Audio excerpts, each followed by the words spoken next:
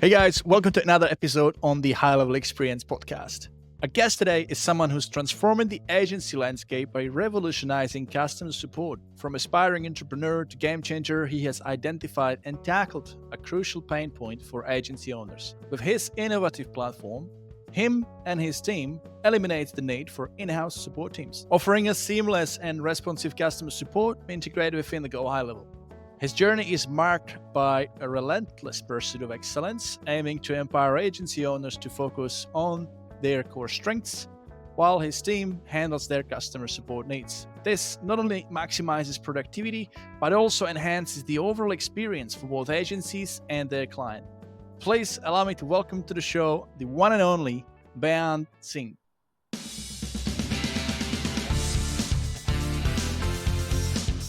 Awesome. Vit, thank you so much. We're excited to be here. Really great to have you here, Beant. Really good. What's been happening lately in your world? I know we met in Dallas. I don't know if you remember, but I remember we hang out at the bar. It was good. It was good chat. But since then, I haven't spoken to you. Obviously, you've been busy. I've been busy. What's latest? What's been happening? Continuing to continue on our mission. So earlier this year, we joined this mission that we created for ourselves, that we want to help high-level agencies get 100 of them to get 100 customers, sub-accounts for themselves, so that they can see a significant change in their lives as well while using the platform. And silently, what we haven't talked about is that also helps lots of business owners that those agencies sign up, because this is an amazing platform that every business should be utilizing. I use them in my own local businesses. I know how much it's transformed the marketing and the automation side of things in my local businesses. So we're excited to continue on that mission, help agencies and help those agencies help the businesses that they're bringing up. I love it. I love it. Look, Beant, you've had an impressive journey from aspiring entrepreneur to CEO and the founder of Extendly. But what inspired you to create Extendly, and how has this vision evolved since you first started? Yeah, it continues to improve as we go, and it's getting closer and closer to, as a young kid, when I had this vision of that I wanted to build something that helps other entrepreneurs as well. My dad had passed away early on in a car accident, and from there I was by myself, and I experienced that journey of being alone and being in business by myself and not having someone to mentor me and share the ideas to bounce off of and get some advice, right? So, and I understand just generally the road for entrepreneurship is extremely difficult and extremely lonely as well, right? Sometimes we just need that one friend, one mentor that understands exactly what we're talking about and is able to push us just a little bit more so we can get to the next stage, right? There's ups and downs on a daily cycle of life. Even today, to whatever little bit of success that we've achieved, there's still lots of ups and downs that we experience in the daily life as well. So, coming back to that, if we built something that would, I used to call it a think tank or a think center or something of that nature, where we would provide some level of resources to help other entrepreneurs. And when I saw the opportunity with HighLevel, although it started off with a tech support company, but as we are growing, we're leading and becoming more closer to that vision that I had, which is to help agencies, help entrepreneurs. In this case, we're helping high-level agencies who then are helping other business owners that they're bringing on. But perhaps it's even better than what I had imagined, because this is a double tier impact that we're now creating. I love it because exactly like you said, it's making a huge impact to those small underdogs, to those businesses that are struggling, and you, by the means of what you provide, actually make that can make that huge impact to the end businesses. So that's really really excellent. But obviously, nothing happens overnight, right? So One. are you happy to share some like beginnings? What was like your like the biggest struggles maybe at the beginning as you were, shaping this amazing company that you now have? Yeah, yeah. So, COVID had just came about, and I was launching right before COVID. I was planning on launching a digital marketing agency. And so launched a digital marketing agency. We hit COVID, and then I had more time. So I've been dragging my feet on launching the digital marketing agency for about a year or two now, just because with my other company, I was super busy and just didn't get the time to do so out of the day to day. And then when COVID hit, now I had a whole bunch of free time. We had to shut down our office. All the techs and stuff were working remotely, and it didn't need my presence. And what I found was that I should just stop, showing up and see what happens. What I saw was super amazing. The team was able to take it on. They didn't need me as much as I thought they really needed me every day, and that gave me a lot of time to focus on launching this agency.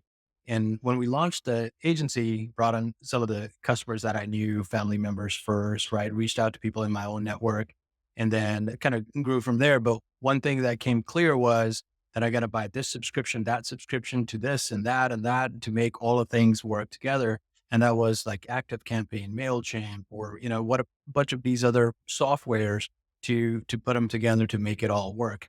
And then somehow later that year, someone introduced me to High Level came about HighLevel, checked out their website. I thought, what a scam. They had a 14, their website didn't look all that great at the time either. And it promised to do all of these things that other softwares do together. I said, okay, no way it's possible, but they did have a trial. So I'm like, sure, we'll give it a shot. So give it a shot to the trial. And oh my God, I am so glad that I gave that trial a shot. Otherwise, there wouldn't be Excelli and we wouldn't be here today. Right. So it was amazing. And I started using it in the agency business, got more involved in the community, definitely worked really, really hard, realized the opportunity that there was support needed as well. And that's what then about 6 months later, 6 or 7 months later, after I joined High Level, the idea for Excelli came about. And now here we are. I mean, that's a true definition of an entrepreneur. You came to the community, you saw an opportunity, you jumped on it. You could have easily just used it in your own business and not Wow. worry about, like work out your own support, right? And not worry about the rest. So it's Yeah, yeah. Absolutely. It could have been just as simple as that, and we would have been just went one layer away from saying, okay, let's take it another step further and see what happens. I think one thing I'll add on to that, the credit goes to my previous company called Ovis. It's a security camera company. We do tech support there as well. So I was familiar with the tech support landscape, which is what then led me to say, hey, if we do it over there, we can do something here as well. Although it's on a little bit of a different scale, we do it there for our own company, for our own customers. And this is where we're white labeling it to other agencies. So, but that having that company and that experience definitely helped in making this grow faster. 100%. Past experiences are priceless. Now, So speaking of support, right? Let's dive into this topic because I know what you do briefly. I think more than briefly, but what goes behind the scenes of making this work? Because you've got, I don't know how many. I could probably only guess, right? But you're probably helping hundreds of agencies at this point. How does it like? How do you manage to be able? I think on your website it was like response time under less than 30 seconds or something. I know it changes, but how do you manage it? I don't get it. I just look at him like he's got probably some deal with aliens or something. yeah, it's the obsession of providing an extremely amazing customer service. And the second part is that extra responsibility that we take on ourselves because we understand and we know we're dealing with inspiring entrepreneurs who perhaps have this is their first business that they just got started in and their hopes are tied to it, their dreams are tied to it, right? If we don't do a great enough of a job, if our team doesn't do a great enough of a job, we could potentially be the ones, perhaps silently, but be the ones that could have caused that person to fail. And we don't want that type of weight on ours shoulders. So we talk about this regularly in our team meetings in house, which is why the team performs so well because they have that clear understanding. They know what's at stake if they don't perform as well as they should. Now we still make some mistakes here and there, right? But the team almost always goes above and beyond to ensure that the customers are happy. And we've done that over and over again. We've seen it through our own growth as well. Customers stay with us. They see the success themselves. Now, I can't promise that we've helped almost every single customer. There's obviously different scenarios and things of that nature as well. But majority of the customers that come on board stick with us, and we've helped them provide support to a point where their customers then sometimes leave reviews on their profiles, letting them know how great their support was. And they're mentioning one of our agents who obviously the business owner knows that that person doesn't work for me, but I know exactly where that came from. It's my support team at Extally. I love it. I love it. And look, I'm really curious. Like, where's this desire come from to really sort of want to help small businesses? Because this is very, not everybody's like you, and what you do is amazing. Yeah, thank you, thank you. I think it's my own journey that sort of got me here. Like I mentioned, when my dad passed away early on, I was 19 at the time, and thereafter, I quickly saw the failures in business. So I got my start at the age of 16. I launched a security company, which we still have today, and that's done great for me. But because that company started early on, I found I got some success in the beginning. And then after that passing away, I got into a couple other businesses. Restaurants and marketing company was the exact two businesses that I had started thereafter. And I failed in those businesses because I thought I could. Business was easy and I thought I could succeed fast enough in those as well. But I didn't have the mentor or the experience that I needed to be able to be able to succeed in those. And then there I saw an extreme amount of downfall in our family as well, all because of, what I had caused and through the failure. And then I was able to, through the hardworking nature, I was able to pick up quite quickly and work my way up. And when I say quite quickly, it took 10 years to get back to normal thereafter. And ever since then, I've had that desire to that I don't want anyone else who may have a certain situation, or maybe they don't even have a typical situation as I did, but I don't want anyone to go down that path. So I want to go in and create something. And I didn't know that externally was going to be that something, but that's what it's now shaping into be, that we want to help the businesses that are tied to us. And hopefully we're able to make enough of an impact so they are able to achieve their dreams. No, that's excellent. Look, going through struggles, I've yeah, it's definitely not fun, but you definitely rise from it and you learn a lot. So I think there's some positives from going through struggles in there.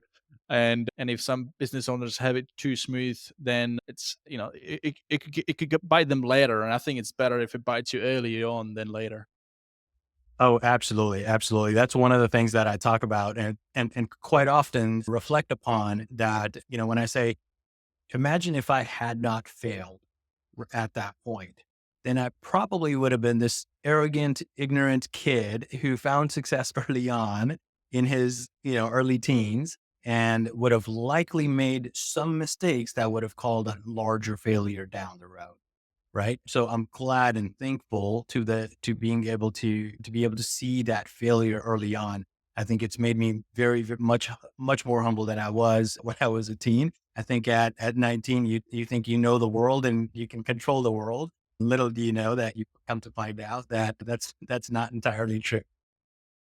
Yeah, absolutely. Absolutely. And if I may, share from my personal experience as well, back in 2016, culmination of, being in the fitness industry for previous 6 years up to that point, I managed to score a deal. I managed to score this facility management contract in the Sydney CBD. It was a big gym. I ended up taking over all their employees. I had, another contract in place for exclusivity. I had like 5 personal trainers, 2 massage therapists, plus the gym. It was like, and I was like 2016. What is it? So that's like 8 years back. So I was 29. Yeah, and the ego. You mentioned ego. Yeah. Like my ego was bigger than this room. Like it was, like, it was. I know It what you felt. I mean, it felt great. Everybody's looking up to me. All the other students on student visas were like, "How did you pull this off? Like we were all on student visa, and you what?" So it's great. School was inviting me for talking to, motivating, and I was like, I made it. And then I lost it all because of that ego. I thought that I can take it all on and manage it all, and I wasn't ready. I didn't have the skills. I didn't have, especially the managerial skills, managing people. So I ended up being a disaster. But I always look back to that experience because it reminds me that certain things need to come in later on when you build enough experience. But I'm glad it happened on the same note because it made me a bit more humble, I guess. I hope. Yeah. And that's what I've learned as well. And I'm glad sort of experienced being humble is extremely important, especially in business and growth and in life general. That ego factor kills most of us, and is the reason why we see failure. Yeah. Hey, look, I Yeah. was just speaking at the high level expert summit, Johan and Wall, and there was so many amazing people there and interacting in the chat, a bunch of other agency owners, and I bet there must have been like 200 to 250 people watching it, and it got me thinking, that like if I look back, how long I've been at high level back. I started 2021, and there was like back then the group was like 15,000. Now the group is like, what is it, aging on 70, 80,000. It's crazy.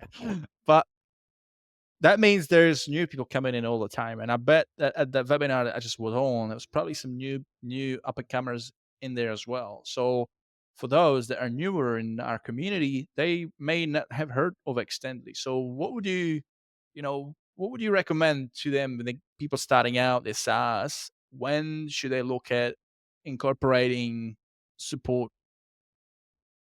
Yeah, yeah, absolutely. So, first off, when you're just starting out, we recommend, take advantage of some of our free resources that we have available so that you don't have to necessarily pay for it right out of the gate. We have this thing called a free knowledge base. It's part of the support. When you the when you launch your own white label SaaS, now you've become a software company. And as a software company, you need to have a few things in your arsenal, in your tool belt. One of them is support and self-service tech support, even if it's not live, live chat or something of that nature. Right. So the very first thing we request people to take on, even if you can't afford it yet. So don't buy the tech support package. Right. And there's some affordability factor there, although we've made it extremely affordable as possible. But there is this free knowledge base that allows you to provide self-service, fully white labeled, right, to your customers, that the first 5 or so customers that are signing up, and they want to have that experience of being able to find, how do I do this? How do I do that? So they're able to click on that little widget that shows up inside of your high level and search whatever you want. And now you've got access to that. So you're able to provide some level of support there.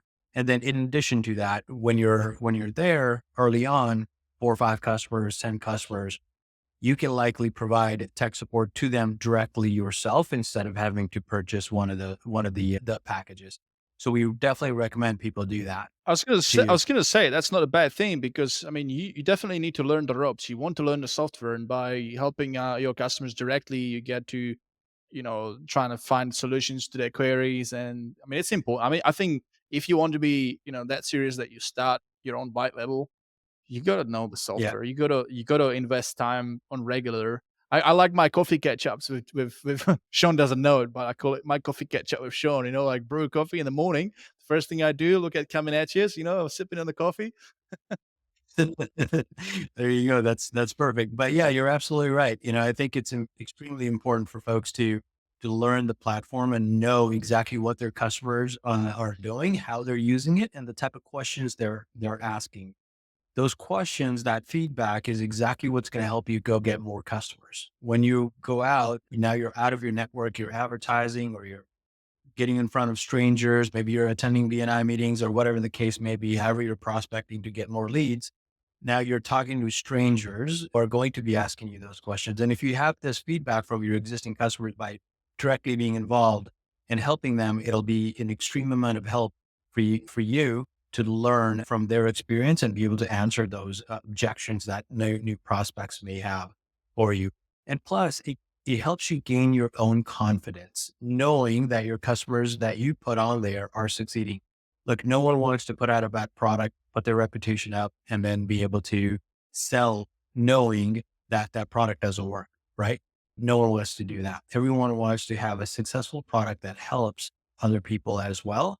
And the only way to gain confidence is by getting feedback from your own customers. 100%, 100%. So, question with customers, have you ever experienced a segment of SaaS customers who, they sign up and you might have all the, you might have a knowledge base, you might do open office hours, you might have a chat widget for, support. You do all these things and they don't engage. They just kind of behind the scenes, they're just doing their own thing.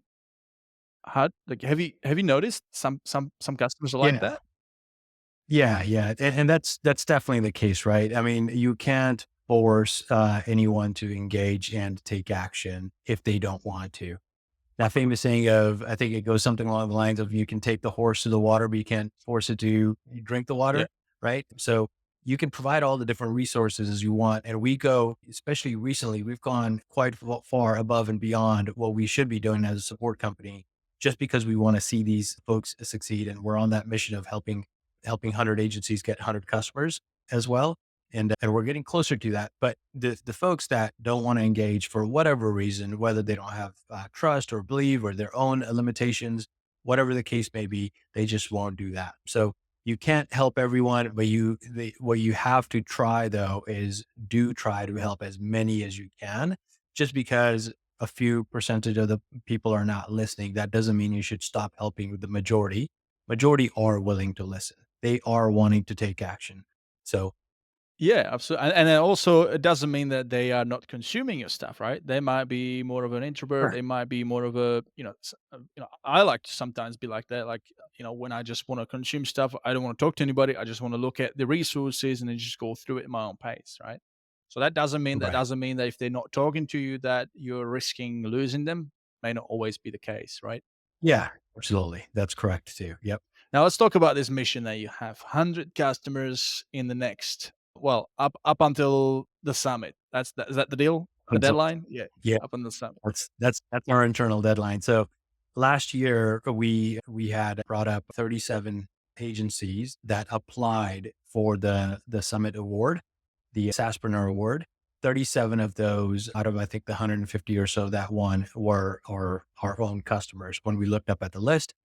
And that's when we realized that we actually have a lot more customers that are on our list. They just have not applied, that have a lot more than 100 Yeah, customers, right. right? So perhaps it was the unawareness of that this award exists, or they just didn't care to list themselves on the list. But then as we started talking to the team and figuring out, how can we get more of the folks to see this as an inspiration and work towards it, right? That award meant quite a bit. We got 3 awards ourselves as a team last year, almost every single one of the awards that High Level had, which I'm proud of for the team to be working so hard to do that. But it meant that an entrepreneur can finally be awarded. Normally, that doesn't happen, right? So we took that and said, okay, can this serve as an inspiration to the folks that we're working with to help them get there faster? Right. So we made it our mission that because the 100 number is what helps you activate the SaaSpreneur Award and be at level up and receive that recognition, we thought it would be a great amount of inspiration if someone had help, and it would motivate those agencies as well. So going back to it, we made it our mission to motivate and inspire and help those agencies so that they can be on that stage and receiving that award. Essentially, what it means is that, let's say someone's charging $300 a month for their to resell the white label under theirs. That's $30,000 a month in recurring revenue to them in a place where we're looking at 95% profit margins. That's life changing amount of income that they're bringing in to themselves, their family, perhaps their employees that are working with them, that they would have not unlocked. And I'm hoping that helps them inspire and do more good for the businesses that they're serving as well. I love it. I love it. That's a great mission. And by the way, guys, for those who are listening, if you haven't heard about the High Level Summit, you definitely need to check it out. I've been there. It was my first one last year. I made that commitment to go there and bought my ticket, my first ever trip to US, and what an event, let me tell you. I mean, you get Yeah. in a room, I should say, a conference room is a big hall, whatever, but a big place. It's a nice hotel too, of 800 like-minded individuals, all SaaSpreneurs, agency owners, fellow marketers, plus bunch of amazing vendors, that you may not even known about until, like there was like 30 vendors, I think, and I only knew about 5 of them before I went in there. I'm like, "Holy crap, there's a whole marketplace." And they all had amazing, services, solutions. So you get to hang out with everybody. Plus, I mean, high level, like by the name of high level, like what an event, right? I mean, they put on some serious show. Like this is not just some, boring conference, guys. Like you go there, it's fun. It's entertainment. You go like they had drummers, like drummers drumming like on these cool like little lit up drums as you were walking in. The the launch of the conference of the 4-day conference, like there was this whole, they had like these banners on the wall that had like, present, like I don't know if it was present like from the projector or some special, I think it was special panels. Anyway, I mean, they put some serious money. I think I spoke to somebody from the team, and yeah, they said about $1 million they throw at this event for 800 people. That's, Oh, huge. That's huge. So if yeah. and one important thing I want to say is prior to me going there making that commitment, I was just sitting here in my own bubble, like trying to make this thing work. But like, my wife doesn't care about this tech stuff, so you don't always get to talk to people that like are aligned, with what you do day to day. It feels a bit lonely, That's right. and Yeah. and so I had to get on a flight and fly around, half around the world to get to a room where I straight away I'm like, oh, what an amazing event. Really, I highly recommend it. Ticket is not cheap, but when It's worth it's it. Definitely an it's amazing worth event. it, yeah. I mean, it was my jumpstart to what I offer as well now. It was getting to meet, other vendors, creating new partnerships with my products, and yeah, it's just, yeah, really, really good. I got to meet Andrew. We started a podcast. This podcast was started by, just meeting a dude at a conference, and we just clicked and hang out and started this podcast. Unfortunately, he's no longer part of it, but nothing against, our relation. Like we are still mates, put it that way. It's just he can't do it for because of his involvement with what he's doing now. But that aside, y- so many amazing, experiences that happened there. So Absolutely. I mean, a lot of ideas and businesses get started from just meeting at these events, having yep, conversations. You don't know what's going to click where, and sometimes we're not even thinking about it, and something comes out of the blue. yep, exactly. So, Bernd, on a personal note, what do you like to do when you're not busy running externally? What's your favorite thing to do? I've been guilty of being an extremely hard worker and spending a lot of time working, but I'm trying to make that shift to spend more time with family, more time with kids. As kids are growing up, they're realizing Hmm. as well. We've got 2 kids, 7 and 3. They happen to be born on the same exact day, so they're growing up fast and growing together. And spending more time with them. My son's into soccer now, so taking him to soccer practice and watching him get engaged with sports. That's what helps me relieve from the work stress. Yeah, no, you're totally right. My son is 3 as well. He's gonna be 4 in November, and I sometimes wonder, what am I doing? Like sitting in the office all day. Because I'm same. I work a lot. I mean, I work way, way, way more than I should be, but it's to my own detriment, right? It's us, what we Yeah. do, being perfectionists, always trying like go the extra mile, go the little bit more. Like sometimes I look at the clock and I know my wife, she's gonna be mad that it's like I should be going home. Like I just need 5 more minutes and I'm gonna get this done and take it off the list. And I do it, and then I get home a little later, and it's like, yeah, it's bad. Yeah. I know exactly what you mean. I've been there too, and it happens on my end as well. I think, hard work is also an important part of the journey as well, right? It's to a certain degree, it's there, it's needed, and you can't just succeed without it. Because otherwise, if you're all you're doing is just working 40 hours a Mm, day and that's it, Well, there's millions of other people that are doing exactly that. How are you planning on getting ahead? Exactly. There's there's no possible way to do Yeah. that, right? So in initial stages, you need that hard work. You need that dedication. You need to put in the 80-hour work weeks to be able to get ahead. And then, eventually there would come a time where you can afford to scale back and have delegated duties to your team members and enjoy a balanced life there. But initial stages, anyone who's getting started in business, I remember when I started with my first company, obviously I was married at the time and I didn't care whether it was 100 hours a week, 120 hours, whatever, it didn't matter. I would do whatever it took. And that's what eventually led to being able to see a little bit of success, a little bit of success. And then it eventually starts to scale faster as more time goes. Yeah. And I think an important thing to that is to say that, going that extra mile, working the extra hours, sacrificing few things in the personal time, as long as whatever that is that you're doing is a leveraged activity with a longer view Right. objective, then go ahead. Because that's why that's my like I keep saying it to my wife. I'm like, yeah, I know, but here's the plan. Like I want us to retire at 50. I want us to. Yeah. I don't want to be doing this. Like she thinks that I love it. Like I mean, I am workaholic, and more you also get into a habit of doing it. But ultimately, I don't want to be sitting here. Ultimately, I want to be hanging out with my son. I want to be sitting and. But unfortunately, money moves the world. Money is the currency. Money is what is required in order to have the quality of life that we all want. So it's always this tricky dichotomy between, she says, well, yeah, but you're missing out on, like, this is happening while you're not here.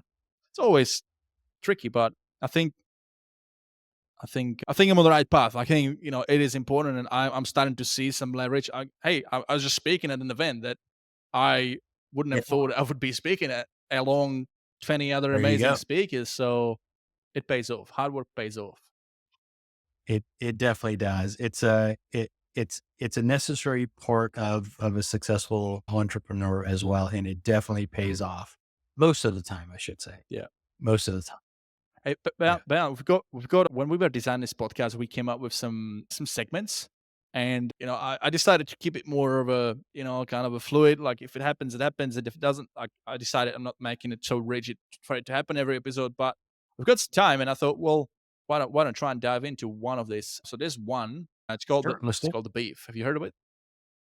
I have not. It's called the beef. The beef is basically what's frustrating you right now with a feature of high level. We all love high level, but like, what's your beef? And the whole purpose of the beef is not to just shit on high level. It's to highlight an issue that may not be getting enough upvotes. Because if you guys new to this community, high level doesn't let you promote your upvotes in the community. It's just part of the rules, and I totally understand why they do it.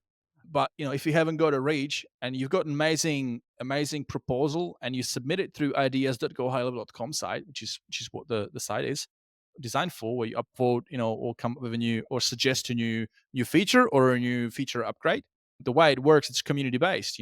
That the team at high level, like, they've got so many amazing developers. I think close to 600, 700 now. You probably know more clearer number, but it's impossible for them to look after all the different submissions, right? So it's totally understandable that they work on like on a democracy, kind of like they look at what's got the most upvotes. But I have noticed there's some features in the ideas highlevel.com site that are really amazing, but they're kind of buried and they need some extra light, some extra shite, some extra light on it, on them, so they get more upvotes. Do you have a particular feature suggestion that is, like something that you use day to day and is frustrating you and we'd like to change it? Not particularly. Well, there's one, and I think this is an important one because a lot of businesses use this on a regular. It's the conversations inbox. The conversations inbox, the speed of that inbox is a bit slow.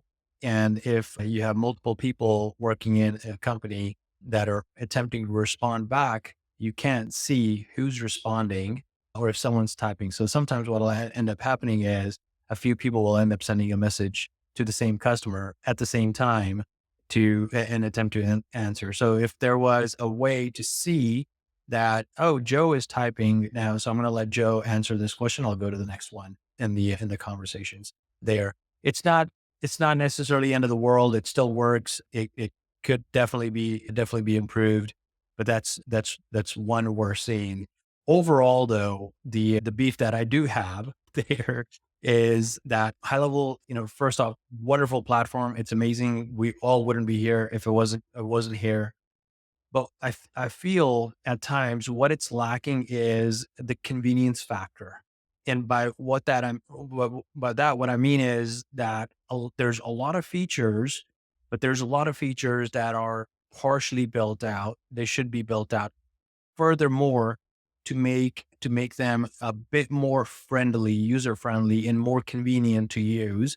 Right? I would literally be taking a look at how many clicks does it require to do X, how many clicks does it require to do Y, right? Can we cut down some of those clicks and make it more intuitive for the end user to act upon?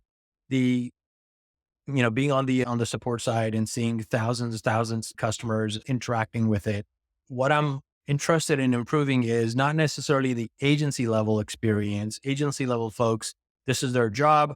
They'll figure it out. They'll spend time on it. But your end user, your business owner who's buying the product from in a white label format from that agency, it is not their job. They are not going to spend time to figure out the entire platform, right? They want convenience. They want easy, intuitive factors involved to be able to use the platform. So they don't have to spend the time to watch a course to learn how to use it software, right? It should be intuitive enough where they're able to figure it out. And part of the problem is that high level is so much customizable, and there's so many ways you can customize things, and everyone does it a little differently to the way they like it. And that becomes a challenge in itself, because now you've got a bunch of different people doing things bunch of different ways. How do you bring convenience and intuitivity to that? That's my biggest beef, I would say, to make it more intuitive for the end user rather than the agency owner. All right, what we'll do, guys, we'll make sure that now that this has been highlighted, if you agree with this, head over into show notes of this podcast. If you're listening to it on your favorite podcast app, you won't see the show notes. But if you head over to highlevelexperiencepodcast.com and then up the top, you look at the recent episodes, that'll take you to a dedicated page for this episode. And in the show notes, you will find a link where you click and it takes you straight to this feature suggestion from Beant, and you can upvote on it. We'll make sure we add a link in there. Now, here's my beef. I've been recently, working on how I can squeeze more juice out of every episode on this podcast, right? So I started to create, these short reels using Opus Clip. I've got like 30. Ended up doing like a 30 really cool sort of short clips of the most powerful stuff.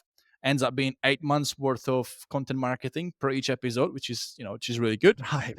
You'll get those as well, by the way. Amazing. So I started to use CSV uploading, CSV bulk uploads into Scheduler, right? Really cool. And I Okay. know that for Instagram, you've got some limits up to 90 seconds, YouTube up to 60 seconds. There's some criteria that you got to fulfill. However, when you upload it and you select all your channels, you select Facebook, LinkedIn, YouTube, Instagram, all those channels that you've got linked up to your high level account, and you just want to like do one bulk upload, set up all channels. What happens then is it'll throw you some errors, especially with Instagram. It'll throw you an error saying that, hey, this video is longer than Instagram post is designed for. However, I'm uploading reels that already supposed to be used for a story or for a reel type format, not for a post. Unfortunately, it doesn't let you toggle, like, if you just like, because you do have a little toggle that lets you adjust the copy of the post per each platform separately, right? You could do that, Mhm. but even if you did that and just selected Instagram, it still doesn't let you change it to a reel in the bulk uploader. Right. So ideally it should be intuitive enough that it picks up that this is going to work for real, automatically selects it. But even for now, it should let you manually like change it. So that's kind of like my beef, that it's like bulk uploading is amazing, but because you can't do this, it kind of defeats the purpose. The other thing in there would be really cool is for TikTok. So when you're actually uploading for TikTok, You still have to select whether you want to allow people to comment and stage and this other thing.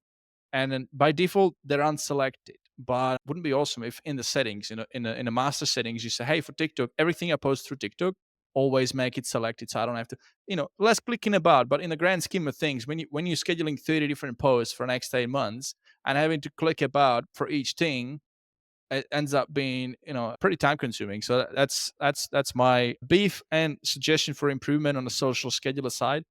I know there's just been it hasn't been many releases lately, except for the amazing YouTube. Obviously, we gotta highlight that the Yeah. YouTube is That's so good, so good.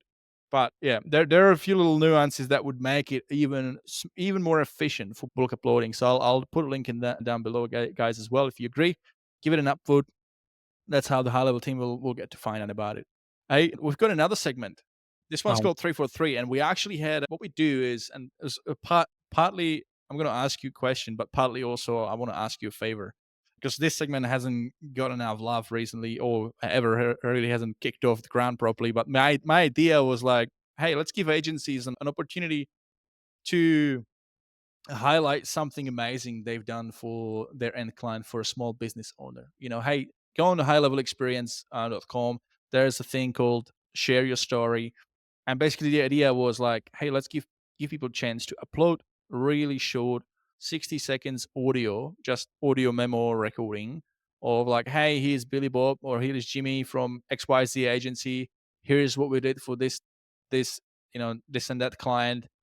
And then not just the results that you delivered for them, but what it meant for them. I would love to be able to have this segment going a bit more, and this is a bit of a putting up on you guys listening as well. If you have done it, if you have done something amazing for a local business owner, please share that story. You don't have to disclose the details, of course, but please submit your story because we want to highlight it. The whole idea is that this motivates others. This motivates all the other agency owners that may not be, not be as successful, just to show them, hey, this is possible. If you have a story like that, would you be keen to share that? Yeah, yeah. Matter of fact, I'll share my own story from my own local business in using high level, how that changed. Sometimes I literally call it this was magic, right? So in 2021 we bought a few restaurants, pizza restaurants. Right before we were buying the restaurants, the previous owner said, "Hey, if you just hired more staff to answer phone calls that come in, because we miss a lot of phone calls, so we miss a lot of phone orders coming in to the pizza shop." It's kind of And important. yeah, it's definitely important, right? And he goes, "If you just did that, that would increase your sales there, because we do get a lot of phone calls, but we don't have enough staff to be able to, So the obvious question is, why? Well, why haven't you hired more staff to do that?" And so what I thought was, okay, well, let's implement high level instead of hiring more staff and increasing the labor. And with, pizza shops or restaurants in general, you're dealing with really thin margins, right? Which understandably so, why he hadn't hired another staff member to answer all those phone calls as well. So implemented high level into it, turned on the missed call text back. And every time we would get a call, instead of just saying, "Hey, we're sorry you missed your call," we said, "Hey, we're sorry. Looks like we're helping other people. But if you're looking to order, did you know you can order online? And here's your link to order online." Nice. Right. And that immediately we started seeing more online orders increasing and phone calls not affecting the business as much. So the magic here is that not it only increased our sales, but it also allowed us to keep our expenses down as well, along with improving operations like order accuracy and things of that nature, where staff didn't make the mistakes and this and that, right? So all of those are like side effects of it.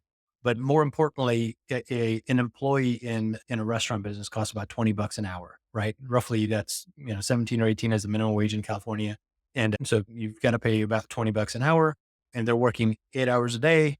30 days is what you need for the business to operate. So an extra employee could cost you a significant amount versus this would have been, say if I was the local business owner who bought the product, and if it wasn't my own business, it would have costed me at least $300, right? To have that. And $300 versus $3,000 or $4,000, what would have been the difference of the investment there? And it extremely improved order accuracy as well. So we had less people complaining about why their order wasn't right, Mm. or they ordered this and a topping was missed or whatever, right? When they're ordering online, they're selecting exactly what they want. Yeah. It also allowed us to add upsell messages on the online ordering platform that were consistent. The online ordering is a system. It would almost every single time it would ask them, "Hey, would you like to add a soda with this or that with that?" Right, and that increases your ticket volume. Versus if you're relying on a staff member who might be busy and they're just dealing with a rush or whatever the case is, and they might just be taking the phone order and trying to, okay, quickly, I got it. And I'm not going to order upsell this time because I've got another customer to attend. Right. So that consistency would have driven away revenue Mm. versus just simply sending a message back saying, "Hey, did you know you can order online? And here's the link," led to a lot of people ordering more online. So that's my, that's my magic there. Yeah. Yeah. And by the way, yesterday, I forgot the name, but one of the speakers there, he talked about AI voice agents and he gave a demo on inbound. He said outbound doesn't work that well, but for inbound, freaking amazing. That could be like the next level for, Yeah. you know. So another question I've got is about trends. What trends do you foresee in the agency and customer support industry in the next few years? And how do you reckon Extendly is preparing to meet these changes? Yeah, absolutely. So, with the rise of the AI there, and a lot of shift is happening to streamline operations and provide answers at the tip, right? Instead of having wait times and this and that, or human interactions, more and more customers as well from the end user experience are looking for instant answers. Right. The only way to do that is using some sort of an AI. Now, AI is not necessarily there today to be able to as accurately answer. It's getting very much, much better, right? And in a lot of cases, it answers questions extremely well as well. But the user is looking for, again, intuitive, convenient ways to ask a question and receive an answer immediately instead of having to wait a couple minutes for then someone to look up and see what's going on and be able to answer, right? That whole chat conversation may last 10 minutes, 15 minutes, right? Instead, the end user is looking for an immediate answer and a solution that leads them to that. So at Extendly, what we're also doing is as we're developing our AI and we're using the AI and training from receiving the questions and the chats that our team answers and then rating them and creating a database, especially because we have a large variety of, how do you people asking the same question in many different ways. So we have that data available to us to be able to say, okay, regardless of how that question is asked, this is how we're going to answer it, and this will provide an immediate answer to that customer. So we're hoping within the next 6 months to a year or so, we'll have an AI assistant so much more trained on high level to a point where it should literally be able to answer almost every question in an immediate fashion, and also then lead to step-by-step instructions of how to accomplish whatever it is that they're looking to do. So, a small example is let's say someone comes in and says, "I want to know how to change my password," right? What an answer would be, "Sure, no problem. You go to settings, click on your profile, and then on the right side, you'll see the password change window, and you can type in your new password there and hit save, and that's it, right?" And then the added step to that we're working on is when that happens, it'll provide that answer and then it'll say, "Show me how to do it," or take me to this section so it could be done. Like And they'll click like a on it. deep link, yeah. Yeah, like a deep link. So they'll click on it and it'll take them exactly where it needs to go to be able to then update or make that change. And or it'll provide, step one, click here, step two, click here, step three, click here, so that they also learn along the way as well. Our whole idea is that we want to train the customer to a point where they ask less questions, Mhm. right? So that they're more trained. Who gets a better user experience? One who has to constantly ask questions for a platform, or someone who's knowledgeable and knows exactly how to use it? Obviously, someone who's knowledgeable and knows exactly how to use it, right? And that is also the type of customer that stays longer with the agency as well. So we're combining that understanding with hey, we want to educate the customer more. At the same time, that means they'll ask less questions. At the same times, that also means they'll stay with you for much longer and they'll recommend your business to others as well. I love it. Hey, when it comes to SaaS customers, not just to support, but onboarding can sometimes be, the biggest friction point if you don't get it right from the beginning, right? If it takes too long, especially like for us in Australia, we deal with either a bit more complicated. Well, actually, it's on the same par right now because you guys are A2P 10 DLC, but we had a regulatory bundle, and sometimes these things take a little bit longer. What do you what is the ideal onboarding? How quickly can you guys onboard a customer, and what are some of the important things that you want to point out? Yeah. So when we do what we call a white label onboarding, where on behalf of the agency owner, we are onboarding their customer. So one of the things we do is make sure we set up all of the items that all the technical stuff, right? And that could be the A2P, the domains, the email, right? Calendar connecting to GMB, whatever the case is, getting all of those sorted out. And then we actually divide that onboarding into two calls. We used to do it in one call. We found it was, too overwhelming, too much information for a person to take in. So we learned from that and said divided it into two calls. And now one is just a tech call. The other one is a training call where we show them how to use the platform. And we take care of all of the tech stuff for them during that, including getting the A2P approved and whatnot for them as well. And A2P has gotten much faster these days where it gets approved generally in 24 hours in most cases. And there may be a case or two that might take longer depending on the particular scenarios there.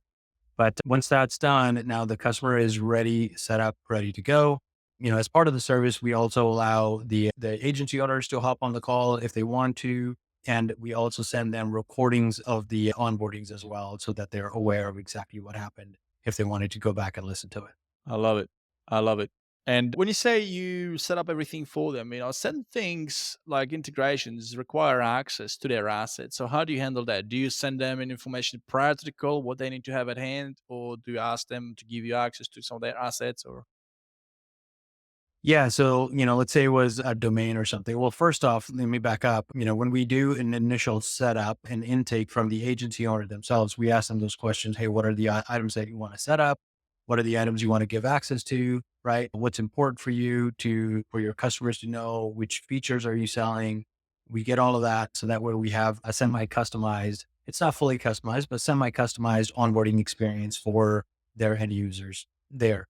And then once that onboarding intake has happened, we've set up the onboarding process for them. Then we know exactly what this customer would need. So, for example, if they needed to connect their domain or something of that nature, the emails that do go out do let them know that, hey, prior to your onboarding, we will need access to this, and that. So make sure you have your login credentials to this, login credentials to that, so that we're able to help you get things set up. has it ever happened that even if you send it to them, they show up and Oh yeah. Oh yeah, our traditional human factor, right? That definitely kicks in, and that does happen as well. And then we do handle it case by case. A lot of times they're able to find it, and it's also happened where they just can't find it, and we've spent 30 minutes for them just trying their passwords, and it's not working out. In those cases, we just ask them, "Hey, let's go ahead and reschedule as soon as you have the credentials," because we really can't do anything without them having the credentials. So we ask them to reschedule it for as early as possible, get your credentials. So, but we do go ahead and set up the remaining of the items, whatever was missed, we come back to it. Or we ask them, go ahead and find these credentials. I'm going to get you in touch with one of our support reps who will then get on a Zoom call with you and help you configure this part so they don't have to go through the entire onboarding cycle again. perfect. I love it. You got it worked out. It's good to hear. It's Yeah. good to hear. That makes me feel confident, and it should make you guys feel confident if you're listening and you're considering a white level support partner. There are a few other ones on the market as well. They're not bad. It all depends on your preference, but Extendly is definitely one of the best on the market that I know of. One of the top three best ones on the market. So definitely check them out. Now, if somebody is at that stage that they are too big for their shoes, they can't handle the support for their customers themselves, they really now need some support. Where do they go? What is the offer? How do they start?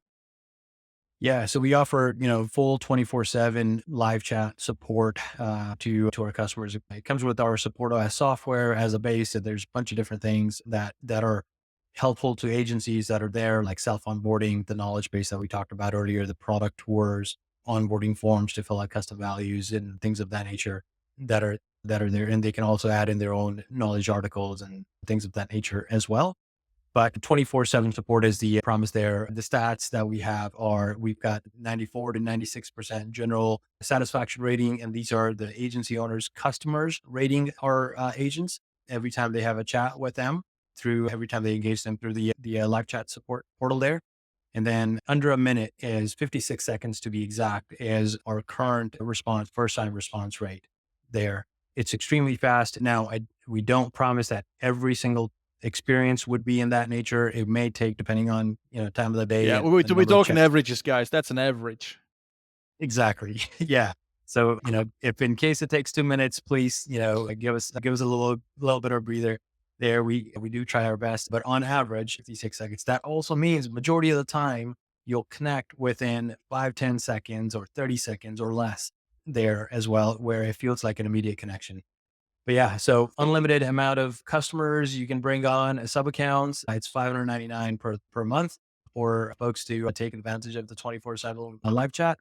You don't have to go train people and deal with hiring and firing and training and management of the day to day. We take care of all of that. Our staff is trained on high level and how to support everything related to high level there. I love it. So that's the deal for unlimited. Do you have a downside deal, or is it just one deal? Yeah, so we do have, up to 10 client access as well. That's 299 per month. If you guys want to check it out, the highlevelexperience.com/extendly, check it out there, start a trial, and you'll be able to see everything we offer. Yeah. Thank you so much for being on. Appreciate you. Appreciate sharing your wisdom, and what you do for the community is truly amazing. You're a great human being. And yeah, so thank you again for coming on to the podcast. I know you gotta go, so we'll let you go. Hey guys, thank you for listening to today's episode as well. If you've enjoyed this episode, then please share it with your fellow agency mates and other high levelers that you think would also benefit from listening. For show notes, links, and extra tips to help you grow your agency or your SaaS with high level, please go to highlevelexperience.com. Thank you, and have a great rest of your day, everybody. Thank you guys. Thank you, Vit.